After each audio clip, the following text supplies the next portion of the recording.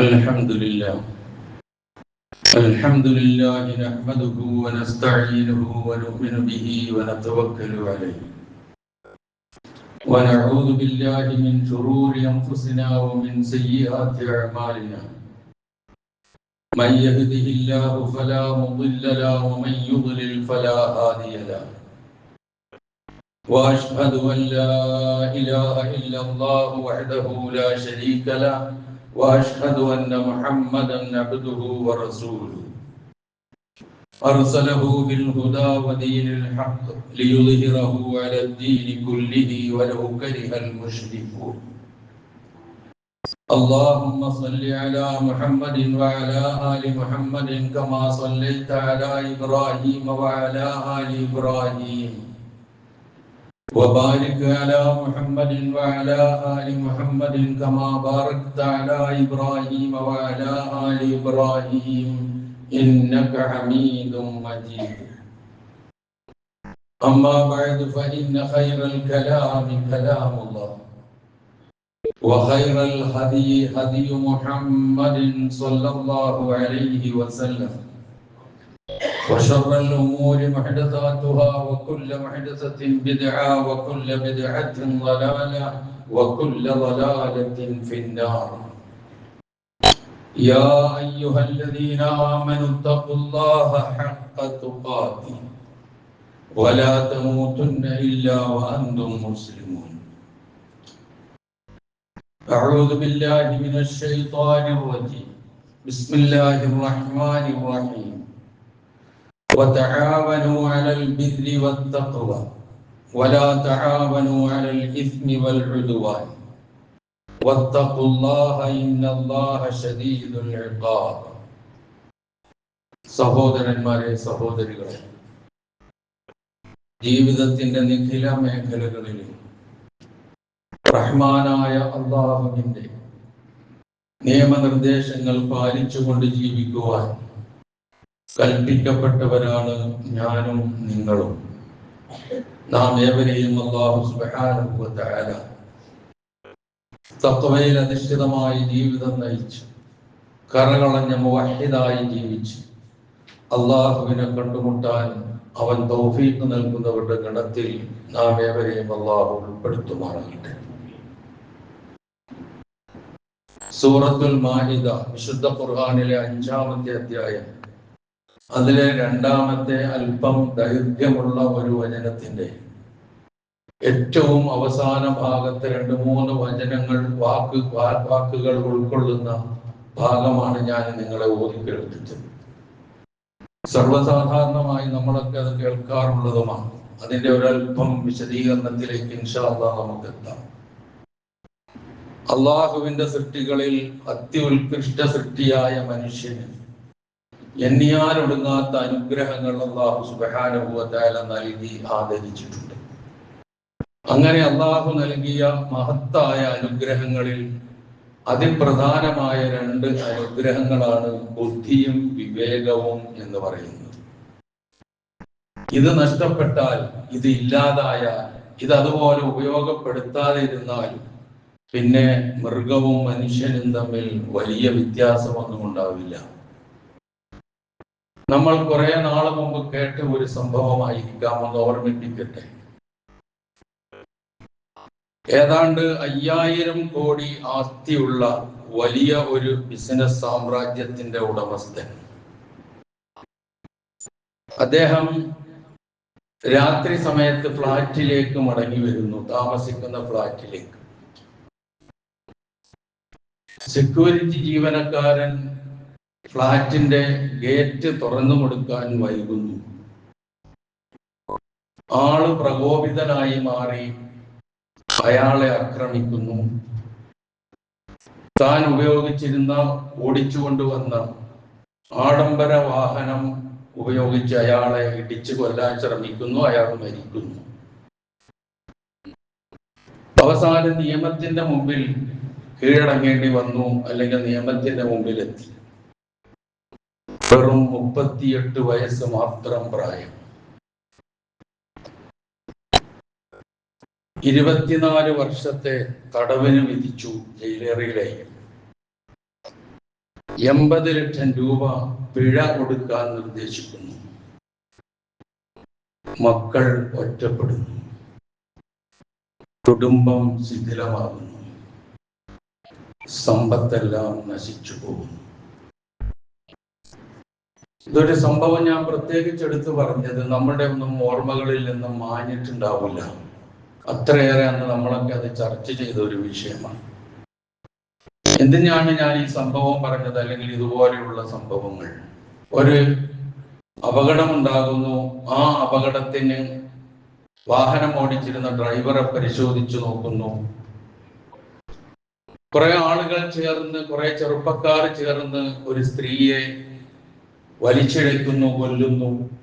ഇങ്ങനെയുള്ള സംഭവങ്ങളൊക്കെ കഴിഞ്ഞാൽ അവസാനം തേടിയെത്തുമ്പോൾ, അതിന്റെ കാരണം അന്വേഷിച്ചെത്തുമ്പോൾ നമ്മൾ കാണുന്ന കാരണമാണ് ലഹരി. നേരത്തെ പറഞ്ഞ ബിസിനസ് മാഗ്നറ്റിനെയും ആ ഒരവസ്ഥയിലേക്ക് കൊണ്ടുപോയി എത്തിച്ചത് ലഹരിയായിരുന്നു എന്നാണ് അവസാനം കണ്ടെത്തിയിട്ടുള്ളത്. എന്താ ഇതിൽ നിന്നൊക്കെ നമുക്ക് മനസ്സിലാക്കാനുള്ളത്? ലഹരി മനുഷ്യനല്ലാതാക്കുന്നു എന്നത് തന്നെയാണ്. പിന്നിതെല്ലാം കഴിഞ്ഞ് വെളിവ് വരുന്ന സന്ദർഭത്തിൽ ആലോചിച്ചിട്ട് കാര്യമുണ്ടാവില്ല, ആലോചിക്കാനൊട്ട് നേരവും ഉണ്ടാവില്ല, നടക്കേണ്ടതെല്ലാം നടക്കും. അതുപോലെ തന്നെ ഓരോരുത്തർക്കും ഓരോ ഉത്തരവാദിത്വങ്ങളുണ്ട്. ആ ഉത്തരവാദിത്വ ബോധത്തെ ഇല്ലാതാക്കുന്നു ലഹരി. ഒരു വിദ്യാർത്ഥിയെ സംബന്ധിച്ചിടത്തോളം അവൻ പഠിക്കുക എന്നുള്ളതാണ് അവന്റെ ഉത്തരവാദിത്വം, അവന്റെ ബാധ്യത. അതാണ് അവൻ നിറവേറ്റേണ്ടത്. ഒരു പിതാവെന്ന് പറഞ്ഞാൽ തൻ്റെ മകനെ അല്ലെങ്കിൽ മകളെ നേരായ ദിശയിൽ നയിക്കുക, അതിന് വേണ്ട അവസരങ്ങൾ ഒരുക്കി കൊടുക്കുക എന്നുള്ളതാണ്. ഒരാഴ്ച മുമ്പ് നമ്മൾ വായിച്ച ഒരു റിപ്പോർട്ടുണ്ട്. എന്താണ്? ഒരച്ഛൻ ചാരായം വാറ്റിയിട്ട് കുപ്പികളിലാക്കി 10ാം ക്ലാസ്സിൽ പഠിക്കുന്ന കുട്ടിയുടെ കയ്യിൽ കൊടുത്തുവിട്ട് കച്ചവടം നടത്തുന്നതും പിടികൂടിയതുമായ സംഭവം നമ്മൾ വായിച്ചു. ഇങ്ങനെ എത്രയോ സംഭവങ്ങളാണ് ഓരോ ദിവസവും നമ്മൾ വായിക്കുന്നത്. കഴിഞ്ഞ ദിവസങ്ങളിൽ നമ്മുടെ ഈ ജില്ലയിൽ തന്നെ, നമ്മുടെ ഈ ജില്ലയുടെ കിഴക്ക് ഭാഗത്ത് ദമ്പതികളെ അറസ്റ്റ് ചെയ്തു ഒരു ആഡംബര ഫ്ലാറ്റിൽ നിന്ന്. ഇതൊക്കെ നിങ്ങൾ വായിക്കുന്നവരാണെന്ന് എനിക്കറിയാം. എന്തിനാണ് ഈ പത്രവാർത്തകൾ നിങ്ങൾ ഇങ്ങനെ പറയുന്നതെന്നായിരിക്കും നിങ്ങളൊക്കെ പോയി ചിന്തിച്ചോളി, എനിക്ക് കുഴപ്പമൊന്നുമില്ല. ദമ്പതികളാണ്. എന്തുമായിട്ടാണ് പിടികൂടിയത്? 18 കോടിയുടെ ഹൈബ്രിഡ് കഞ്ചാവുമായിട്ടാണ് പിടികൂടിയത്. ദമ്പതികളാണ്, ഭാര്യ ഭർത്താക്കന്മാരാണ്. പോലീസിന്റെ ഭാഷ്യം എന്താണ്? ഈ ജില്ലയിൽ നടത്തിയ വേട്ടയിൽ വമ്പൻ ലഹരി മരുന്ന് വേട്ടയായിട്ടാണ് ഇതിനെ പോലീസ് വിലയിരുത്തിയിട്ടുള്ളത്. മുമ്പൊക്കെ പല രൂപത്തിലുള്ള മദ്യങ്ങളുടെ പേര് പറഞ്ഞ് നമ്മൾ അതിന്റെ ഉപയോഗത്തെ കുറിച്ചൊക്കെ പറയാറുണ്ട്. ഇപ്പൊ സിന്തറ്റിക് ലഹരിക്ക് അടിമപ്പെടുന്ന കൗമാരക്കാരുടെ എണ്ണം കുതിച്ചുയരുകയാണ്. 2024 കേരളത്തിൽ രജിസ്റ്റർ ചെയ്യപ്പെട്ട കേസ് 27,000 ആയിരുന്നു എങ്കിൽ 2025 അത് 35,000 മീതെയാണ് കൗമാരപ്രായക്കാരെ പിടികൂടിയിട്ടുള്ളത്. 2025 തുടക്കത്തിൽ റിപ്പോർട്ട് ചെയ്യപ്പെട്ട 60ഓളം കൊലപാതക കേസുകളുണ്ട്. ആ കൊലപാതക കേസുകളിൽ പകുതിയും ലഹരിയുമായി ബന്ധപ്പെട്ടതാണ്. റോഡ് അപകടങ്ങൾ ഏറെ ഞാൻ നേരത്തെ സൂചിപ്പിച്ചതുപോലെ. ഇതൊക്കെ നമ്മളെ ചിന്തിക്കാനും മാറാനും മാറ്റാനും ഒക്കെ വഴിയൊരുക്കേണ്ടതാണെന്നുള്ളൊരു വാചകം മാത്രം ഇപ്പൊ ഞാൻ സൂചിപ്പിക്കട്ടെ. ഐക്യരാഷ്ട്രസഭയുടെ കീഴിലുള്ള United Nations office on drugs and crime അഥവാ UNODC എന്നതിന്റെ കണക്ക് പ്രകാരം 2023 പുറത്തുവിട്ട കണക്ക് പ്രകാരം ലോകമെമ്പാടും 31 കോടിയിലധികം മനുഷ്യർ ലഹരിയുടെ ഏതെങ്കിലും തരത്തിലുള്ള ഉപയോഗത്തിന് അടിമകളാണെന്നാണ്, വിധേയരാണെന്നാണ്.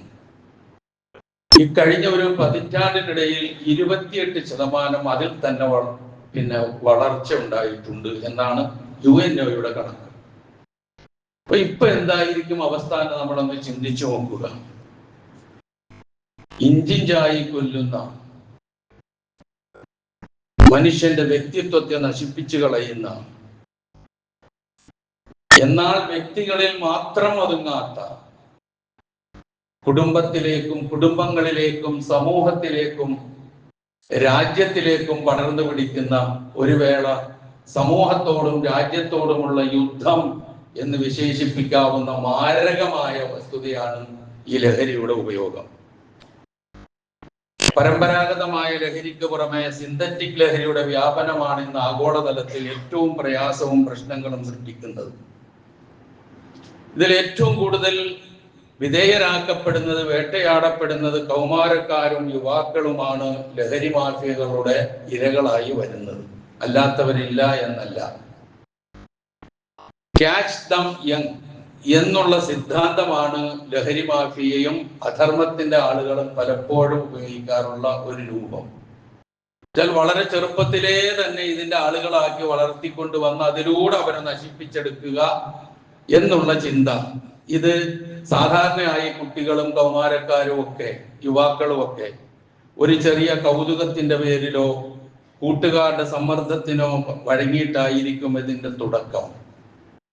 ഇപ്പൊ എൻ്റെ മുമ്പിൽ ഒരുപാട് വിദ്യാർത്ഥികൾ ഇരിപ്പുണ്ട്, ഇത് കേൾക്കുന്നുണ്ട് എന്ന് എനിക്കറിയാം. അതുകൊണ്ട് തന്നെയാണ് ഞാനതൊന്ന് സ്പെസിഫൈ ചെയ്ത് പറയുന്നത്. നമ്മൾ കൂട്ടുകാരെ സാധാരണയായി വിശേഷിപ്പിക്കുന്നത് എൻ്റെ ചങ്കാണ് എൻ്റെ കൂട്ടുകാരൻ എന്നാണ്. അങ്ങനെ ഒരു ശൈലി എന്നുണ്ട്. വിദ്യാർത്ഥികൾക്ക് പെട്ടെന്ന് മനസ്സിലാവും. എൻ്റെ ചങ്കുകളാണ് കുട്ടികൾ, എൻ്റെ ചങ്കുകളായ എൻ്റെ ഫ്രണ്ട്സ് എന്നെ നിർബന്ധിക്കുമ്പോൾ ഞാൻ എങ്ങനെയാ മാറി നിൽക്കുക, അതുകൊണ്ട് ഞാൻ ഒന്ന് കൂടിക്കൊടുത്തതാണ് എന്നുള്ളതായിരിക്കും നിഷ്കളങ്കനായ ഈ വിദ്യാർത്ഥിക്ക് പറയാനുണ്ടാകുന്ന ന്യായം. പക്ഷെ ആ കൂടിക്കൊടുക്കൽ തന്നെ തകർത്ത് കളയുന്നതാണ്. തനിക്കൊരുപാട് സ്വപ്നങ്ങളുണ്ട്, ആ സ്വപ്നങ്ങൾ തച്ചു തകർക്കുന്നതാണ്. തൻ്റെ ഉപ്പക്കും ഉമ്മക്കും അച്ഛനും അമ്മയ്ക്കും ഒരുപാട് പ്രതീക്ഷകളുണ്ട്, ആ പ്രതീക്ഷകളെ തകർത്ത് കളയുന്നതാണ്. അതുകൊണ്ട് ഞാനില്ല, നോ എന്ന് പറയാനുള്ള ചങ്കൂറ്റമാണ് ഒരു കുട്ടി എപ്പോഴും ആർജിക്കേണ്ടത്, തിന്മകൾക്ക് നേരെ, വിശിഷ്യ ലഹരിക്ക് നേരെ എന്നാണ് ഇത് കേൾക്കുന്ന വിദ്യാർത്ഥികളോട് എനിക്ക് സൂചിപ്പിക്കാനുള്ളത്. അതിന് പ്രാപ്തരാകണം നിങ്ങളെ അതിന് നിങ്ങൾ പ്രാപ്തരാക്കണം.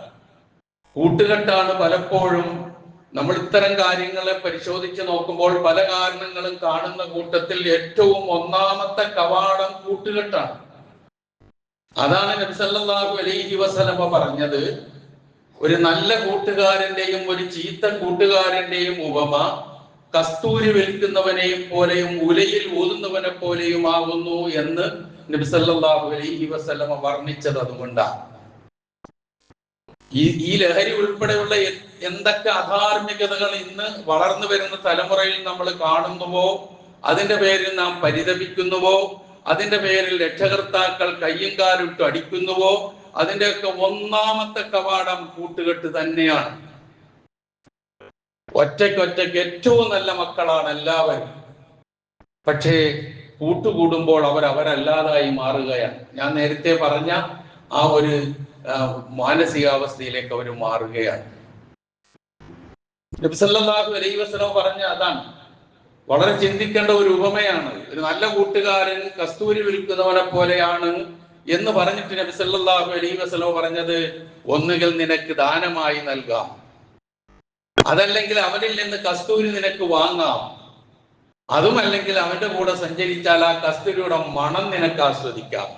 എങ്ങനെയായാലും ഗുണമാണെന്ന്. അതേസമയം ഉലയിൽ ഊതുന്നവന്റെ അടുക്കലാണ് പോയിരിക്കുന്നതെങ്കിലോ അവൻ ഉല പ്രവർത്തിച്ചു കൊണ്ടിരിക്കുമ്പോഴെല്ലാം അതിൽ നിന്ന് പുറത്തേക്ക് വരുന്ന അഗ്നിയുടെ സ്ഫുലിംഗങ്ങൾ അത് ഇവന്റെ ശരീരത്തേക്ക് വന്ന് ഭവിക്കാം, അവന്റെ വസ്ത്രങ്ങൾ കേടാക്കാം, അവന്റെ ശരീരം കരിക്കാം. ഇനി അതൊന്നും സംഭവിക്കുന്നില്ല എന്ന് വെക്കുക, അത് ഉരുക്കുമ്പോഴുണ്ടാകുന്ന ഒരു മോശമായ മണമുണ്ടാകും, ചീത്ത മണം. അതായിരിക്കും അവൻ അനുഭവിക്കേണ്ടി വരിക.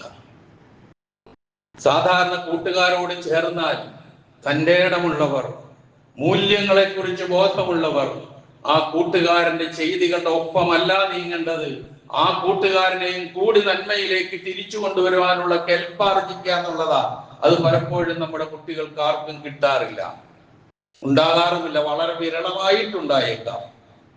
കാരണം ഇവരതിനോടങ്ങ് കൂടും. ഒരു രസമാണല്ലോ എല്ലാ കാര്യം, ഒരു രസം, അല്പസമയം, പിന്നെ കാലാകാലം നരകയാതന. മരണാനന്തര ജീവിതത്തിൽ ഒരു വിശ്വാസിയെ സംബന്ധിച്ചിടത്തോളം കത്തിക്കാളുന്ന നരകാഗ്നി, അവൻ അടുക്കാനും ചിന്തിക്കാനും പോലും കഴിയാത്ത അവസ്ഥയിലേക്കാണ് പോവുക. അപ്പൊ ഇങ്ങനെയുള്ള കാര്യങ്ങൾ, അപ്പൊ കൗമാരക്കാരെയാണ് ഇങ്ങനെ പിടികൂടുക. ഈ കൗതുകത്തിന് വേണ്ടി നേരത്തെ ഞാൻ സൂചിപ്പിച്ചതുപോലെ തുടങ്ങുന്ന കാര്യം പിന്നെ അതിൽ നിന്ന് പിൻവാങ്ങാൻ കഴിയാത്ത ഗുരുതരമായ അവസ്ഥയിലേക്കാണ് എത്തുക. കിട്ടാതായാൽ വിഭ്രാന്തിയായി മാറി. ആ വിഭ്രാന്തി ചിലപ്പോൾ സ്വന്തം ഉപ്പയെയും ഉമ്മയെയും കഴുത്തറുത്ത് കൊല്ലുന്നതിനും സ്വന്തം സഹോദരങ്ങളെ ഇല്ലായ്മ ചെയ്യുന്നതിനും ഒക്കെ അവനെ വഴിയൊരുക്കും. കാരണം അവന്റെ വിവേകം പോയി, അവന്റെ ബുദ്ധി പോയി, പിന്നെ അവൻ മൃഗതുല്യനായി. ഇതാണ് ഞാൻ ആമുഖത്തിൽ പറഞ്ഞ 2 അനുഗ്രഹങ്ങൾ വളരെ ഗൗരവമുള്ളതാണെന്ന് സൂചിപ്പിച്ചത്. അതുകൊണ്ടാണ് ഇവിടെ ലഹരിക്കെതിരെ നിയമങ്ങളുണ്ട്, ഇല്ല എന്നൊന്നും നമ്മളാരും പറയുന്നില്ല. പക്ഷെ ഏട്ടിലെ പശു പുല്ല് തിന്നാറില്ല എന്ന് പറയുന്നത് പോലെ അതൊന്നും വേണ്ട വിധത്തിലാകാറില്ല. ഓരോ സന്ദർഭങ്ങളിലും ഓരോ നിയമങ്ങളും ഓരോ കാര്യങ്ങളും ഇതിൽ നിന്ന് മുക്തമാക്കുവാനും വേണ്ടിയിട്ടുള്ള നീക്കങ്ങൾ പലരും പല രൂപത്തിൽ നടത്താറുണ്ട്. പക്ഷെ അതൊന്നും ഫലം കാണാതെ പോകുന്ന അവസ്ഥാവിശേഷമാണുള്ളത്. ഇപ്പോൾ ഭരിക്കുന്ന ഗവൺമെന്റ് പ്രഖ്യാപിച്ചിട്ടുള്ള, ആഭ്യന്തര വകുപ്പ് പ്രഖ്യാപിച്ചിട്ടുള്ള ഓപ്പറേഷൻ തൂഫാൻ എന്ന് പറയുന്നതും അതേപോലെ കടലാസിലാകരുതേ എന്നുള്ള വലിയ ഒരു പ്രാർത്ഥനയും പ്രതീക്ഷയുമാണ് ആ വിഷയത്തിൽ നമുക്കൊക്കെ ഉള്ളത് എന്ന് സാന്ദർഭികമായി ഞാൻ സൂചിപ്പിക്കട്ടെ. ഒരു നല്ല പദ്ധതിയായിട്ട് തോന്നുന്നു. നമുക്കറിയാം, ആ പദ്ധതി പ്രഖ്യാപിച്ചു കഴിഞ്ഞ് ദിവസങ്ങൾ, മണിക്കൂറുകൾക്കകം ഒരുപാട് അറസ്റ്റുകൾ നടന്നു, ഒരുപാട് റെയ്ഡുകൾ നടന്നു. ഇപ്പോഴും അതിന്റെ റെയ്ഡുകൾ നടന്നുകൊണ്ടിരിക്കുന്നു, ഒരുപാട് പേരെ പിടികൂടുന്നു. ആ കൂട്ടത്തിലാണ് നേരത്തെ ഞാൻ പറഞ്ഞ ദമ്പതികളെ പിടികൂടിയതും ആ കൂട്ടത്തിൽ തന്നെയാണ്.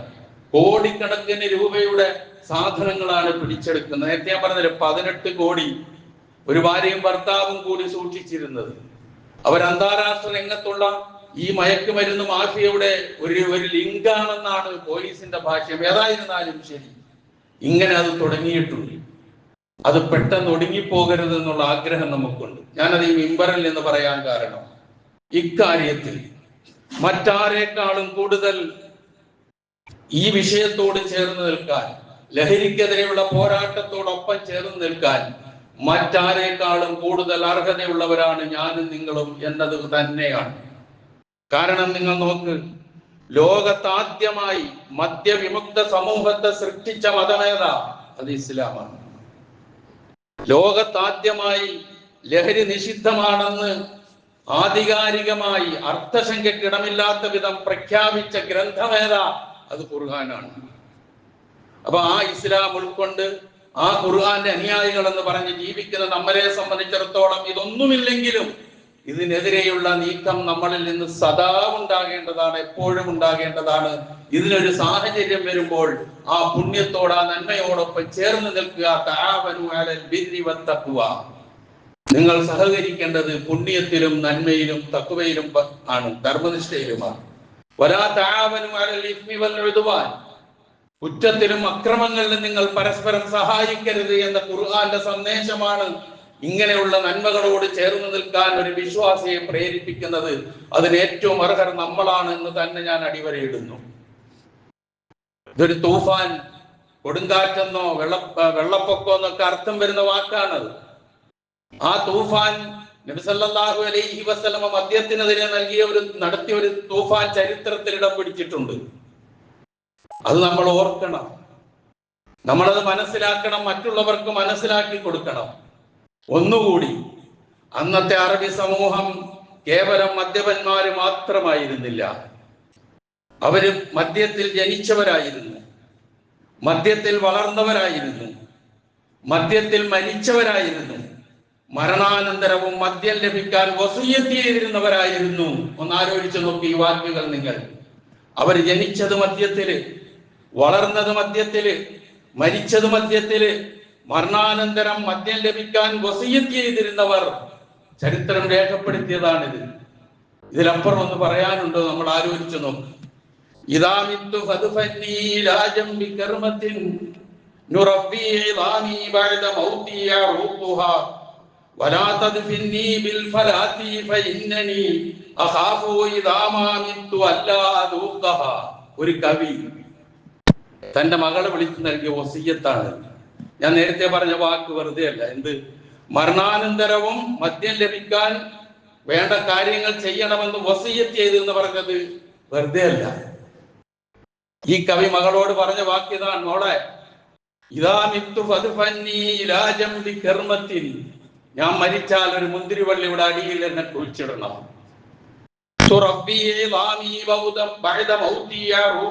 എന്തിനാ? എന്റെ മരണശേഷവും എന്റെ നടപ്പുകൾ അതിൽ നിന്ന് എന്റെ എല്ലുകൾ അതിൽ നിന്ന് ഇങ്ങനെ ഉറിഞ്ചി കുടിക്കട്ടെ. നോക്കുങ്ങൾ. എന്നിട്ട് പറയുന്നു, വിജനമായ ഒരു സ്ഥലത്ത് കൊണ്ടുപോയി എന്നെ നിങ്ങൾ കുഴിച്ചിടരുത്. എനിക്ക് ആ മുന്തിരിവള്ളിയുടെ ടേസ്റ്റ്, രുചി ആസ്വദിക്കാൻ കഴിയില്ലല്ലോ എന്ന് ഞാൻ ഭയപ്പെടുന്നു എന്ന് മകളോട് ഉപദേശിച്ച, മദ്യത്തിൽ ജനിച്ച, മദ്യത്തിൽ വളർന്ന, മദ്യത്തിൽ മരിച്ച, മരണാനന്തരം മദ്യം കിട്ടാൻ വേണ്ടി വസിയ്യത്ത് ചെയ്തു കൊടുത്ത ഒരു സമൂഹത്തെയാണ് നബി സല്ലല്ലാഹു അലൈഹി വസല്ലമ മാറ്റിയെടുത്തത്. അത് നിയമം കൊണ്ടായിരുന്നില്ല. കാരണം ഒരു തെറ്റിൽ മുഴുകി ജീവിക്കുന്നവനെ ഒറ്റയടിക്ക് മോചിപ്പിക്കാൻ കഴിയില്ല. മനുഷ്യന്റെ മനഃശാസ്ത്രമാണത്. പ്രവാചകൻ ചെയ്തതെന്താ? വിശുദ്ധ ഖുർആൻ ചെയ്തതെന്താ? ഘട്ടം ഘട്ടമായി അവരെ അതിൽ നിന്ന് മോചിപ്പിച്ചെടുത്തു. ഘട്ടം ഘട്ടമായി എന്ന് പറഞ്ഞാൽ ആദ്യം അതിന്റെ കുറ്റം, അതിന്റെ ഉപകാരം ഉപദ്രവം ഉപകാരത്തെക്കാൾ കൂടുതലാണെന്ന് പഠിപ്പിച്ചു. സൂറത്തുൽ ബഖറയിലെ 219 വചനം ആയത്തൊന്ന് ഓതി ഞാൻ സമയം കളയാൻ ഉദ്ദേശിക്കുന്നില്ല. രണ്ടാമത് സൂറത്തുൻ നിസായിലെ 43 വചനത്തിലൂടെ ലാ തഖറബു സ്വലാത്ത വഅൻതും സുക്കാറ, ലഹരി ബാധിച്ചുകൊണ്ട് നിസ്കാരത്തോട് അടുക്കരുത് എന്ന് പറഞ്ഞു. 2 ഘട്ടം. മൂന്നാമത്തെ ഘട്ടം അത് സൂറത്തുൽ മാഇദയിലെ 90-91 വചനമാണ്. വളരെ വിശദീകരിച്ച് അതിന്റെ എല്ലാ ദൂഷ്യങ്ങളെയും ബോധ്യപ്പെടുത്തിക്കൊണ്ട് അതിലൊരു വാക്ക് പറഞ്ഞു, ഫജ്തനിബൂ, മാറി നിന്നോ നിങ്ങൾ അതിൽ നിന്ന്, വർജിക്കുക നിങ്ങൾ അതെന്ന്. മറ്റേ രണ്ടിലും വർജിക്കുക എന്ന് പറഞ്ഞിട്ടില്ല. അപ്പൊ ഓരോരുത്തർ അതിനനുസരിച്ച് അവരുടെ മനസ്സ് പാകപ്പെട്ടു വന്നു. മൂന്നാമത്തെ നിയമം വന്നപ്പോൾ അത് ഉൾക്കൊള്ളുന്നതിന് അവർക്ക് ഒരു പ്രയാസവും ഉണ്ടായില്ല. ആ മൂന്നാമത്തെ ഘട്ടത്തിൽ ഒരു ചോദ്യം കൂടി അള്ളാഹു ചോദിച്ചു, ഫഹൽ അൻതും മുന്തഹൂൻ, ഇനിയും നിർത്തിക്കൂടെ നിങ്ങൾക്കിത്? ഒറ്റ മറുപടി, ഇന്തഹൈനായ അല്ലാഹ്, ഇന്തഹൈനായ റസൂലല്ലാഹ്, ഇതാ ഞങ്ങൾ അവസാനിപ്പിച്ചിരിക്കുന്നു അല്ലാഹുവേ, ഇത് ഞങ്ങൾ നിർത്തിയിരിക്കുന്നു റസൂലേ എന്ന് മറുപടി പറയാൻ മാത്രം അവരുടെ മനസ്സിനെ മാറ്റിയെടുത്തത് ഭൗതികമായ നിയമമോ പോലീസോ റെയ്ഡോ ഒന്നുമായിരുന്നില്ല. അള്ളാഹുവിലുള്ള അചഞ്ചലമായ വിശ്വാസവും പരലോകത്തെ കുറിച്ചുള്ള ബോധവും അവരുടെ മനസ്സിൽ അങ്കുരിപ്പിച്ചു കഴിഞ്ഞപ്പോൾ അവർ ചുണ്ടോടടുപ്പിച്ച മദ്യചഷകം കൈകൊണ്ട് തട്ടിയെറിഞ്ഞു. വായിലുണ്ടായിരുന്ന മദ്യം അവർ തുപ്പിക്കളഞ്ഞു. വയറ്റിലെത്തിക്കഴിഞ്ഞ മദ്യം അവർ ഛർദ്ദിച്ചു കളഞ്ഞു. അവരുടെ ഗോഡൌണുകളിലിരുന്ന, ബാരലുകളിലിരുന്ന മദ്യം എന്തു ചെയ്തു? കോടാലി കൊണ്ട്, മഴ കൊണ്ട് വെട്ടിപ്പൊളിച്ച് മദീനയിലെ തെരുവീതിയിലൂടെ പുഴ ഒഴുക്കി. ചരിത്രം അതാണ് പറഞ്ഞെന്ന്. അതൊരു തൂഫാനാണ്. ആ തൂഫാനോടൊന്നും എത്താൻ കഴിയണമെങ്കിൽ ഈ പറഞ്ഞ പരിഹാര മാർഗത്തിലൂടെ തന്നെ, ബോധവൽക്കരണത്തിന്റെ മാറ്റി നിർത്തലിന്റെ വഴിയിലൂടെ തന്നെ മുന്നോട്ട് പോകേണ്ടതുണ്ട് എന്ന് അതിനോട് ചേർന്ന് നിന്നുകൊണ്ട് തന്നെ സൂചിപ്പിക്കട്ടെ. ഞാൻ ഒരു വിശ്വാസിയെ സംബന്ധിച്ചിടത്തോളം അവൻ ഒരുപാട് ചിന്തിക്കേണ്ടതുണ്ട്. അറബിയിൽ ലഹരിക്ക് സാധാരണ പറയുന്ന വാക്ക് ഖംർ എന്ന വാക്കാണ്. ഖുർആൻ നോക്കിയാൽ നിങ്ങൾക്കറിയാം, ഇന്നമൽ ഖംറു വൽ മൈസിറു എന്നൊക്കെ തുടങ്ങുന്ന വചനങ്ങൾ. യസ്അലൂനക അനിൽ ഖംരി വൽ മൈസിർ, ഖംർ എന്നുള്ള പദമാണ്. ഖംർ എന്നത് ഖമറ എന്ന് പറഞ്ഞാൽ മറച്ചു വെക്കുക എന്ന അർത്ഥം വരുന്നതിൽ നിന്ന് വരുന്ന വാക്കാണ് ഖംർ. തലമറയ്ക്കാൻ ഉപയോഗിക്കുന്ന, തലമുടി മറയ്ക്കാൻ ഉപയോഗിക്കുന്ന തട്ടത്തിന് ഖിമാർ എന്ന പദം വരുന്നത് ഇവിടെ നിന്നാണ്. ഖമറ, ഖംർ, ഖിമാർ. മറച്ചു വെക്കുന്നു. എന്തിനെ മറച്ചു വെക്കുന്നു? മനുഷ്യന്റെ ബുദ്ധിയെ മറച്ചു കളയുന്നു, അവന്റെ വിവേകത്തെ മറച്ചു കളയുന്നു, അവന് എന്തെല്ലാം മനുഷ്യത്വമുണ്ടോ അത് മുഴുവനും മറച്ചു കളയുന്നു. അതുകൊണ്ട് ആ പേര് തന്നെയാണ് അതിന് കൊടുത്തത്. ലഹരി എന്നാൽ മദ്യം എന്ന് കണ്ടിരുന്ന ഒരു കാലമുണ്ടായിരുന്നു, അത് മാത്രമാണെന്ന് അന്നതേ ഉണ്ടായിരുന്നുള്ളൂ. ഇന്ന് ആധുനിക ലോകത്ത് പേര് പറയപ്പെടുന്നത് ഒന്നും അന്ന് ഉണ്ടായിരുന്നില്ല. പക്ഷേ ഇന്ന് പല പേരുകളിലാണ് ഇത് അറിയപ്പെടുന്നത്. പേരുമാറ്റങ്ങൾ ഉണ്ടായി. പക്ഷേ റസൂൽ സല്ലല്ലാഹു അലൈഹി വസല്ലമ കൃത്യമായ മുന്നറിയിപ്പ് അന്ന് നൽകിയിരുന്നു. എന്താണ് ആ മുന്നറിയിപ്പ്? ലയശ്റബന്ന നാസും മിൻ ഉമ്മത്തിൽ ഖംർ. എന്റെ സമുദായത്തിൽപ്പെട്ട ജനങ്ങൾ മദ്യം ഉപയോഗിക്കും, അവർ കുടിക്കും. എന്നിട്ട് യുസമ്മൂനഹ ബിഗൈരി ഇസ്മിഹ, ഈ പേര് ഖംർ എന്ന പേരല്ലാത്ത, മദ്യം എന്ന പേരല്ലാത്ത പല പേരും അവർ പറയും, എന്നിട്ട് അത് ഉപയോഗിക്കും. നോക്കൂ നിങ്ങൾ, പ്രവാചകൻ പറഞ്ഞു വെച്ച വാക്കുകൾ. ഇന്നെന്തരയോ പേരുകളുണ്ട്. ഞാൻ പേര് പറഞ്ഞാൽ കുട്ടികളൊക്കെ കാണാതെ പഠിച്ചാൽ അത് ബുദ്ധിമുട്ടാവും. അതുകൊണ്ട് ഞാൻ പറയണില്ല, അതിലേക്ക് പോകുന്നില്ല. ഇപ്പൊ ഏതായിരുന്നാലും ശരി, അതിന്റെ പേരെന്തായിരുന്നാലും അതിന്റെ രൂപം എന്തായിരുന്നാലും അത് ഏത് രൂപത്തിലുള്ളതായിരുന്നാലും ഒറ്റ വിധിയേ ഇസ്ലാമിനുള്ളൂ. എന്താണ് ആ വിധി? കുല്ലു മുസ്കിരിൻ ഖംറുൻ വകുല്ലു മുസ്കിരിൻ ഹറാം. ലഹരി ഉണ്ടാക്കുന്നതെല്ലാം ഖംറാണ്. അത് സിന്തറ്റിക് ലഹരികളായിരുന്നാലും മറ്റേതായിരുന്നാലും ശരി, എല്ലാം പിന്നെ ഖംറാണ്. എന്നിട്ടോ അങ്ങനെ ലഹരി ഉണ്ടാക്കുന്നതെല്ലാം ഹറാമാണ്, നിഷിദ്ധമാണ്. ഇങ്ങനെയാണ് പരിശുദ്ധ ഇസ്ലാം പഠിപ്പിച്ചിട്ടുള്ളതെന്ന് നാം ഓർക്കുക. അപ്പം അത് ഏത് തരത്തിലുള്ളതായിരുന്നാലും ഹറാമാണ്, നിഷിദ്ധമാണ്. സ്റ്റാമ്പല്ലേ, മറ്റേതല്ലേ, മറിച്ചേതല്ലേ, മണത്ത് നോക്കുന്നതല്ലേ, ഇതൊന്നും പറഞ്ഞിട്ട് കാര്യമില്ല. അതിലേക്ക് കൂട്ടിക്കൊണ്ടുപോകുന്ന എന്തും. അതുപോലെ തന്നെ ലഹരിയെ സംബന്ധിച്ചിടത്തോളം അത് കട്ടിയുള്ളതാണോ കട്ടി ഇല്ലാത്തതാണോ ഇതൊന്നും പ്രശ്നമല്ല. ലഹരിയാണോ അത് മാറ്റിവെച്ചേ പറ്റൂ. അതാണ് ഇസ്ലാം പഠിപ്പിച്ചത്. കുല്ലു മുസ്കിരിൻ ഖംറുൻ വകുല്ലു മുസ്കിരിൻ ഹറാം എന്ന് പറഞ്ഞത്. ഇനി ഏത് തരത്തിൽ പലപ്പോഴും ചില ന്യായങ്ങൾ നമുക്ക് കേൾക്കാൻ കഴിയും. കുറച്ചല്ലേ ഉപയോഗിക്കുന്നുള്ളൂ, ഒരു രസത്തിനല്ലേ, അതുപോലെ തന്നെ ഒരു കമ്പനിക്കല്ലേ, ടെൻഷൻ മാറാനല്ലേ, കടുത്ത തണുപ്പുള്ള പ്രദേശത്ത് പോയാൽ ഒരല്പം ചൂട് കിട്ടാൻ വേണ്ടിയിട്ടല്ലേ, അല്പമൊക്കെ ആകാം, ഒരു പഫ് അല്ലെങ്കിൽ ഒരു സ്മോള്, ഇതൊക്കെ ഒരു വാക്കുകളാണ്, ഇതൊക്കെയാണ് ന്യായം. പക്ഷേ ഒരു വിശ്വാസിയെ സംബന്ധിച്ചിടത്തോളം മനസ്സിലാക്കേണ്ടത് ഇത്തരത്തിലുള്ള ന്യായങ്ങൾ മുൻകൂട്ടി പറയാൻ സാധ്യതയുണ്ട്, ന്യായങ്ങൾ പറയാൻ സാധ്യതയുണ്ട് എന്ന് മുൻകൂട്ടി മനസ്സിലാക്കിക്കൊണ്ട് നൽകിയ ഒരു സന്ദേശമുണ്ട്. എന്താ സന്ദേശം എന്നറിയോ? ഇസ്ലാം ആ വാതിലുകളെല്ലാം അങ്ങ് കൊട്ടിയടച്ചിട്ട് ഇസ്ലാം പറഞ്ഞു, മാ അസ്കറ കസീറുഹു ഫഖലീലുഹു ഹറാം. ലഹരി ഉണ്ടാക്കുന്നതെല്ലാം അതിൽ അധികവും, കസീറുഹു അതിൽ കൂടുതൽ ശക്തിയുള്ളത്, ഫഖലീലുഹു കൂടുതലുള്ളത്, അതിൽ അല്ലെങ്കിൽ കുറച്ചുള്ളത് എല്ലാം ഹറാമാണ്, അടുത്തുകൂടാന്നർത്ഥം. തന്നെയുമല്ല, ഉമ്മുൽ ഖബായിസ് എന്നാണ് പരിശുദ്ധ ഇസ്ലാം വിശേഷിപ്പിച്ചത്. സർവ തിന്മകളുടെയും മാതാവ്. ഖംറിനെ കുറിച്ച്, ലഹരിയെ കുറിച്ച് നബി സല്ലല്ലാഹു അലൈഹി വസല്ലം പറഞ്ഞു, അൽ ഖംറു ഉമ്മുൽ ഫവാഹിഷ്. വേറെ ഹദീസിൽ ഉമ്മുൽ ഖബായിസ് എന്നുണ്ട്. സർവ നീച പ്രവൃത്തികളുടെയും കേന്ദ്രമാണ് ഖംർ. വഅക്ബറുൽ കബായിർ, ഏറ്റവും വലിയ പാപമാണത്. മൻ ശരിബഹ വഖഅ അലാ ഉമ്മിഹി വഅമ്മത്തിഹി വഖാലത്തിഹി. അതവൻ ഉപയോഗിച്ചു കഴിഞ്ഞാൽ, ലഹരി ഉപയോഗിച്ചു കഴിഞ്ഞാൽ അവനവന്റെ സ്വന്തം ഉമ്മയോട്, സ്വന്തം സഹോദരിയോട്, സ്വന്തം മാതൃ സഹോദരിയോട്, ചിലപ്പോൾ അനാവശ്യമായ ചെയ്തികൾക്ക് പോലും പൊയ്പോകും. സ്വന്തം മകളെപ്പോലും ലഹരിയുടെ ഉള്ളിൽ പെട്ടുകൊണ്ട് സ്വന്തം മകളെപ്പോലും കശക്കിയെറിഞ്ഞ എത്രയോ സംഭവങ്ങളാണ് പ്രിയമുള്ളവരെ ഈ മലയാള നാട്ടിൽ നമ്മൾ കേൾക്കുകയും അറിയുകയും ചെയ്തിട്ടുള്ളത്.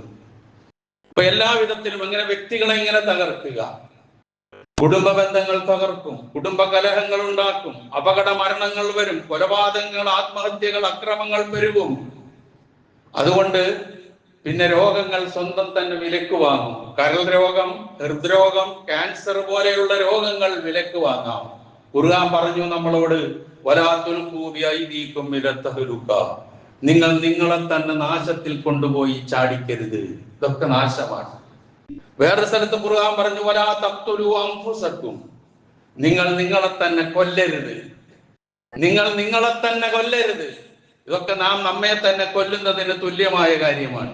ഉപയോഗിക്കുന്നവരും സമ്മതിക്കും, ഇത് ശരിയല്ല, ഇത് നല്ലതല്ല എന്ന് പറഞ്ഞുകൊണ്ട് സമ്മതിച്ചുകൊണ്ട് ഉപയോഗിക്കുന്ന ഒരു സാധനമാണ്. ഇപ്പൊ നിങ്ങൾ ആലോചിച്ച് നോക്ക്, നമ്മുടെ സമൂഹത്തിൽ ഒരുപാട് മുഴുക്കുടിയന്മാരായ ആൾക്കാരുണ്ട്.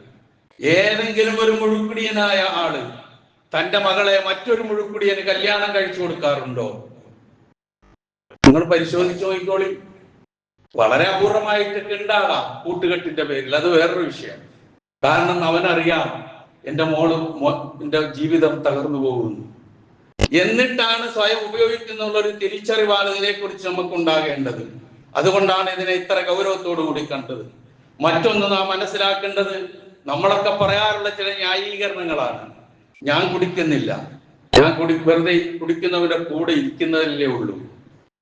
പിന്നെ അതുപോലെ മദ്യപാന സദസ്സുകൾ, ബിസിനസ് മീറ്റിങ്ങുകൾ, ഫംഗ്ഷനുകൾ, അതുപോലെ തന്നെ ഇന്ന് വളർന്നു വരുന്ന തലമുറയിൽ ഏറ്റവും ഹരമായി മാറിയിരിക്കുന്ന DJ പാർട്ടികൾ, ഉന്നതങ്ങളായ ഹോട്ടലുകളിൽ നടക്കുന്ന ഇത്തരത്തിലുള്ള കാര്യങ്ങൾ, ചിലപ്പോൾ നമ്മുടെയൊക്കെ വീടുകളിലെയും കല്യാണ തലേ ദിവസം രാത്രിയിൽ നടക്കുന്ന കാര്യങ്ങൾ. ക്ഷമിക്കുക എന്നോട്, നിങ്ങൾ പറയാതിരിക്കാൻ വയ്യ.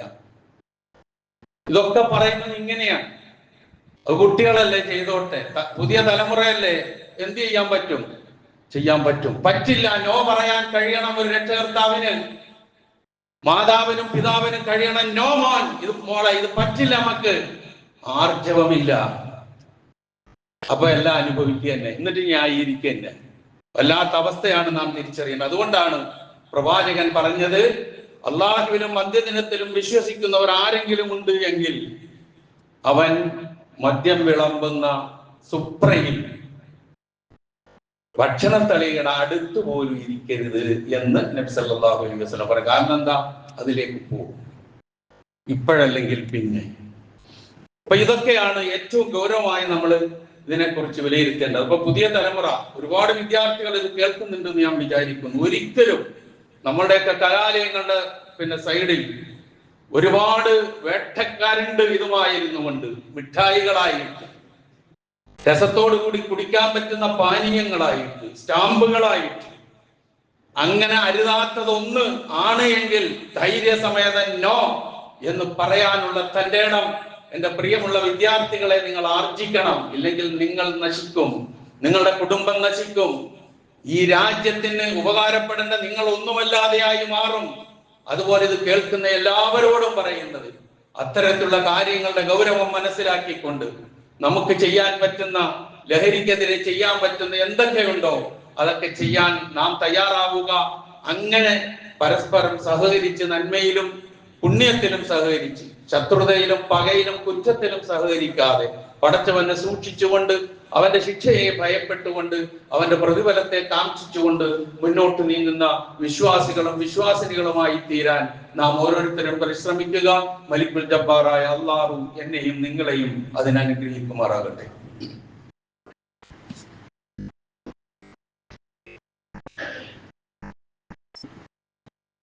അൽഹംദുലില്ലാഹ് الذي هدانا لهذا وما كنا لنهتدي لولا أن هدانا الله والصلاة والسلام على أشرف الأنبياء والمرسلين وعلى آله وصحبه أجمعين أما بعد اتقوا الله عباد الله. ഒരിക്കൽ കൂടി അള്ളാഹുവിന്റെ ആജ്ഞാനുവർത്തികളായി ജീവിക്കുവാൻ ഞാൻ ഉണർത്തുന്നു. ലഹരിയിൽ നിന്ന് മുക്തരാകാൻ ഓരോരുത്തരും അവരവർ സ്വയം തീരുമാനിക്കുകയും അതിനോടടുക്കുകയില്ല എന്നുള്ള തീരുമാനമെടുക്കുകയും ചെയ്യുന്നതോടൊപ്പം തന്നെ നമ്മുടെ വളരുന്ന തലമുറ നേരത്തെ സൂചിപ്പിച്ചതുപോലെ ഏറ്റവും കൂടുതൽ അട്ടിപ്പായിക്കപ്പെടുന്നത് അവരാണ്. അതുകൊണ്ട് അവർ സ്വയം തീരുമാനമെടുക്കുന്നതോടൊപ്പം തന്നെ രക്ഷകർത്താക്കൾ എടുക്കേണ്ട തീരുമാനമുണ്ട്. എന്താണ് രക്ഷകർത്താക്കൾ എടുക്കേണ്ട തീരുമാനം? നഴ്സറി കുട്ടിയല്ലല്ലോ അവൻ, നഴ്സറി കുട്ടിയല്ലല്ലോ അവൾ, ഇതാണ് ഈ ന്യായം പറയുന്നത്. അവൻ വലുതായി, അവൾ വലുതായി, അവർക്കറിയാം കാര്യങ്ങൾ മനസ്സിലാക്കാനും ഗ്രഹിക്കാനും. അങ്ങനെ കണ്ണും കൂട്ടി നമ്മളങ്ങോട്ട് വിടും. വിട്ടുകഴിഞ്ഞതിന് ശേഷം ആണായാലും പെണ്ണായാലും ചെന്നുകൂടുന്ന കൂട്ടങ്ങൾ ഏതാണെന്ന് നമ്മൾ അറിയാറില്ല. അവരിൽ വരുന്ന മാറ്റങ്ങൾ ശ്രദ്ധിക്കാറില്ല. അവരങ്ങനെ അങ്ങോട്ട് ജീവിക്കും. അവസാനം എന്തിൻ്റെങ്കിലും കെണിയിൽ പെട്ടതിന് ശേഷം കയ്യും കാലും ഇട്ടടിക്കുന്ന, നിലവിളിക്കുന്ന അവസ്ഥ. അതുകൊണ്ട് രക്ഷകർത്താക്കൾ ചെയ്യേണ്ടത് അവർ ചെയ്യണം. സമൂഹം ചെയ്യേണ്ടതുണ്ട്. അതെന്താണ് സമൂഹം ചെയ്യേണ്ടത്? തിന്മകളോട് കണ്ണടക്കേണ്ടവരല്ല സമൂഹം. തിന്മകൾക്കെതിരെ പ്രതികരിക്കാൻ തയ്യാറാവണം. അതിന് ഈ സമൂഹത്തിലെ ഏറ്റവും മാതൃകാപരമായി പ്രവർത്തിക്കുന്ന നമ്മുടെ മഹല്ലുകളുണ്ട്. ആ മഹല്ലുകൾ കേന്ദ്രീകരിച്ചുകൊണ്ട് നമ്മുടെ യുവാക്കളെ ചേർത്ത് പിടിച്ചുകൊണ്ട്, വിദ്യാർത്ഥികളെ ചേർത്ത് പിടിച്ചുകൊണ്ട് ഇതിനെതിരെയുള്ള ശ്രമകരമായ പ്രവർത്തനങ്ങൾ നമുക്ക് നടത്താം. അതിനൊന്നും നമുക്ക് കഴിയുന്നില്ലെങ്കിൽ ഇത് നടത്തുന്നവരോടൊപ്പം ഒന്ന് ചേർന്ന് നിന്ന് കൊടുക്കാം. അതോടൊപ്പം തന്നെ ഏതെങ്കിലും കാരണവശാൽ ഇതിൽ പെട്ടുപോയവരുണ്ടെങ്കിൽ അവരെ സ്നേഹത്തോടെ ചേർത്ത് പിടിച്ച് കൗൺസിലിങ്ങോ ചികിത്സയോ ഒക്കെ നടത്തി അതിൽ നിന്ന് തിരിച്ചു കൊണ്ടുവരാൻ ശ്രമം നടത്തുക. അവരെ ഒറ്റപ്പെടുത്തി കഴിഞ്ഞാൽ പിന്നെ ഏറ്റവും വലിയ അന്ധകാരത്തിലേക്കായിരിക്കും അവർ പോവുക. സർക്കാരുകൾക്ക് ചെയ്യാൻ കഴിയുന്ന പലതുമുണ്ട്. അതിലൊന്ന് ഇതിനെ ലഭ്യത ഇല്ലാതാക്കാൻ ശ്രമിക്കുക, കുറേശ്ശെ എന്നുള്ളത്. എത്രത്തോളം കഴിയും എന്ന് പറയുന്ന എനിക്ക് തന്നെ മനസ്സിലാക്കാൻ കഴിയും. എന്നാലും അവർ ശ്രദ്ധിക്കേണ്ട ഒരു കാര്യമാണ്. അത് കലാലയങ്ങൾക്ക് ചുറ്റും ഇത് ലഭ്യമാകുന്ന ഒരുപാട് അവസരങ്ങളുണ്ട്. വളരെ ശ്രദ്ധ ഭരണകൂടത്തിന്റെ ഭാഗത്തു നിന്ന് അത്തരം കാര്യങ്ങൾ ഉണ്ടാകണം. അതുപോലെ തന്നെ അത് എങ്ങനെ കുറച്ചു കൊണ്ടുവരാൻ കഴിയും, കുറേശ്ശെ എന്നിട്ട് ഇല്ലാതാക്കാൻ കഴിയുമോ എന്നുള്ള ശ്രമം. അതുപോലെ തന്നെ ബോധവൽക്കരണം, ശക്തമായ ബോധവൽക്കരണം. ഈ ലഹരി മാഫിയകൾ ചെറുപ്പത്തിലെ കുട്ടികളെ തട്ടിയെടുക്കാൻ ശ്രമിക്കുന്നുവെങ്കിൽ അതിനെതിരെ കുട്ടികളെ ബോധവാന്മാരാക്കുന്ന പാഠഭാഗങ്ങൾ, പഠിപ്പിക്കലുകൾ, ധാർമ്മിക ചിന്തകൾ, കുട്ടികൾ അങ്കുരിപ്പിക്കുന്ന പാഠഭാഗങ്ങൾ, ചരിത്രങ്ങൾ, ഇതുകൊണ്ടുണ്ടാകുന്ന ദൂഷ്യങ്ങളൊക്കെ അവരുടെ ക്ലാസ് മുറികളിൽ പഠിപ്പിക്കപ്പെടണം. അതിനോട് വെറുപ്പുണ്ടാക്കുന്ന നിലയിലുള്ള സമീപനങ്ങൾ ഉണ്ടാക്കിയെടുക്കണം അവരിൽ. അതിൽ നിന്ന് അകന്നു നിൽക്കാനുള്ള ബോധ്യം അവർക്കുണ്ടാക്കണം. അങ്ങനെയുള്ള കാര്യങ്ങൾ അത് പാഠപുസ്തകത്തിലൊക്കെ ഉൾപ്പെടുത്താനുള്ള ശ്രമം നടത്തണം. അത് മതഭാഗങ്ങൾ പഠിപ്പിക്കുന്നതോടുകൂടി കുട്ടികൾ വല്ലാതെ ആയി പോകുന്നത് പേടിച്ചിട്ട് കാര്യമില്ല. ഇല്ലെങ്കിൽ ഇങ്ങനെ പലതുമായിട്ട് ഇറങ്ങി നടക്കേണ്ടി വരും എന്ന് മാത്രം സൂചിപ്പിക്കുകയാണ്. മൂന്നാമത്തെ കാര്യം ശക്തമായ ശിക്ഷാ നടപടികളാണ്. പഴുതില്ലാത്ത, മുഖം നോക്കാതെയുള്ള, രാഷ്ട്രീയമോ മതമോ എന്ത് കാര്യമോ സമ്പന്നനോ അതേപോലെ സെലിബ്രിറ്റികളോ എന്നൊന്നുള്ള ചിന്തയില്ലാതെ ആരൊക്കെയാണോ ഇതിന്റെ പിന്നാലെ പോകുന്നത് അവരെ പിടികൂടുമ്പോൾ കർശനമായ ശിക്ഷാ നടപടി സ്വീകരിക്കുക.